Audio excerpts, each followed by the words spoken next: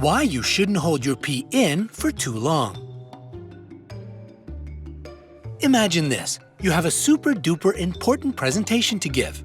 It's the big day, and in the hours leading up to your shining moment, you've managed to guzzle down 3 cups of coffee while practicing and getting ready for your time in the spotlight. It's 20 minutes before you're up, and you're really starting to regret all that focus juice. You can try and hold it in, but is that really safe to do? Before we find out the answer to this sensitive question, take a moment to subscribe to our channel so that you won't miss any of the important updates coming out daily on the bright side of life.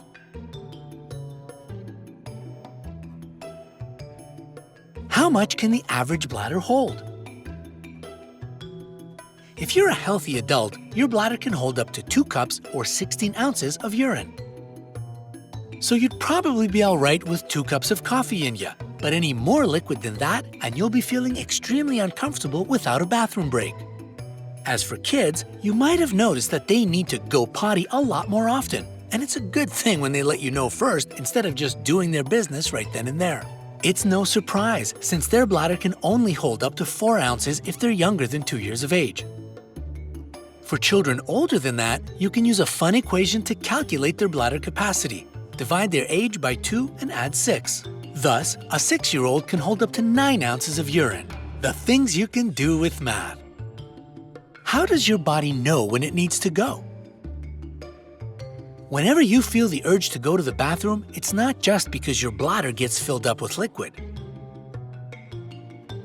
In fact, it's a complicated physiological process that involves different muscles, organs, and nerves working together to let you know it's time to go. Your bladder is smart and careful enough to turn on the nerves that send the first signals to your brain when it's just half full. The brain then sends a signal back, telling your bladder to hold it until there's a bathroom in sight. So, holding your pee is a conscious process. Of course, everybody is unique, so your bladder capacity and its ability to hold on, or rather hold in, differs depending on your age, health condition, and even the time of the day. You normally receive much fewer or no signals whatsoever at night. Otherwise, you'd have to wake up every few hours instead of getting sound sleep. Childbirth really affects the female body, often weakening the muscles and nerves in the groin. That's why a lot of women feel the urge to go more often after having kids. Other people develop an overactive bladder or have one that's oh so conveniently turned on by stress. It's hard to find a person who's never ever held in their pee when they felt the urge to let it go. Give us a thumbs up if you know that feeling. Alright, now for the question at hand. Is it actually dangerous or a totally okay thing to do? Is it safe to hold in your pee? Emptying your bladder is a pretty important biological process. Your kidneys work as filters that take excess water and waste out of your blood. The liquid that's the product of that filtering, aka urine, has to go somewhere, and it chose your bladder. Nothing disastrous will happen if you hold up to 2 cups in there for a while. But if you make it a habit, you can even stretch your bladder to increase its capacity. Sounds awesome, right? Never again will you be bothered to run to the toilet at some inopportune moment. Not so fast there. Remember that everything in your body was made a certain size for a reason. As you stretch your bladder, it can also affect your external sphincter muscles, which control the release of your urine. You keep it in when you clench them and let it go when you relax them. Overstretching these muscles can make you lose control easily.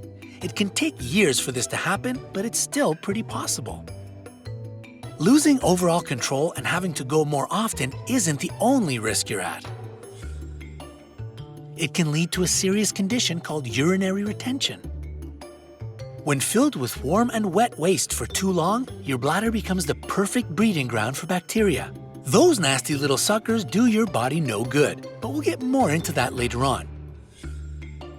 In short, holding up to 2 cups of urine in your bladder as long as you feel comfortable is okay if you're a healthy adult. However, if you have a kidney disorder, enlarged prostate, neurogenic bladder, or urinary retention, it's a no-go for you. That is, not unless you want to develop some infection or kidney disease. The same goes for pregnant women. their risk of developing urinary tract infections is already high enough. Speaking of which, can holding it in lead to urinary tract infections? If you hold it in for a long time just once, it's not like you're going to instantly trigger a UTI or anything. However, if you keep doing that on a daily basis, the risk does increase since you're basically breeding bacteria inside. In fact, you're also putting yourself at risk of developing a UTI if you don't drink enough water. H2O is especially great at flushing all the bad bacteria and toxins out of your body. But if your bladder doesn't get this regular cleaning, the bacteria naturally present in your urinary system can start multiplying and spreading further, leading to an infection. If you think you might have a UTI, it's better to consult a doctor. A constant need to urinate, weird smelling or bloody urine, a burning feeling while peeing, and pelvic pain are all symptoms of a UTI. Yeah, it's definitely not pleasant. Can holding in too much pee kill you? Your bladder and kidneys are connected through the ureters.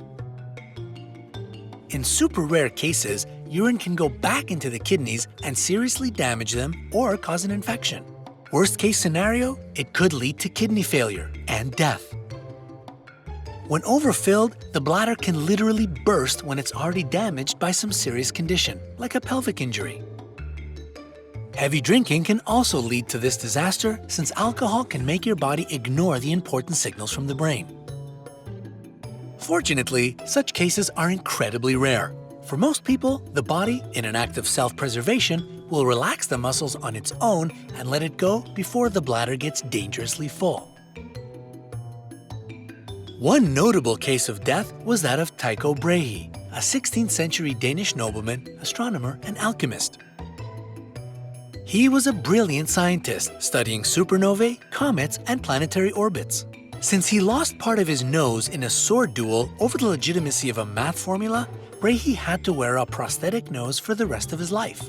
While that alone sounds pretty epic, the cause of his death was also quite extraordinary.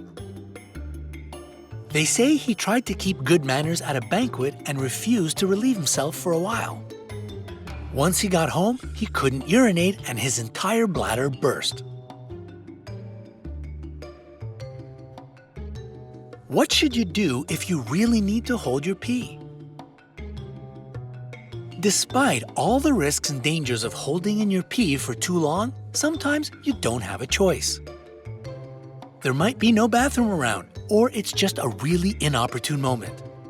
Whatever the case may be, here are some tips you can follow if you have to hold it for a while. Remember how we mentioned that the brain is involved in the urinating process? Try to distract it with some engaging activity. Crossword puzzles and games will do. You can also try to relax and get your thoughts off the bathroom by listening to music. Reading a book is a great way to take your mind elsewhere.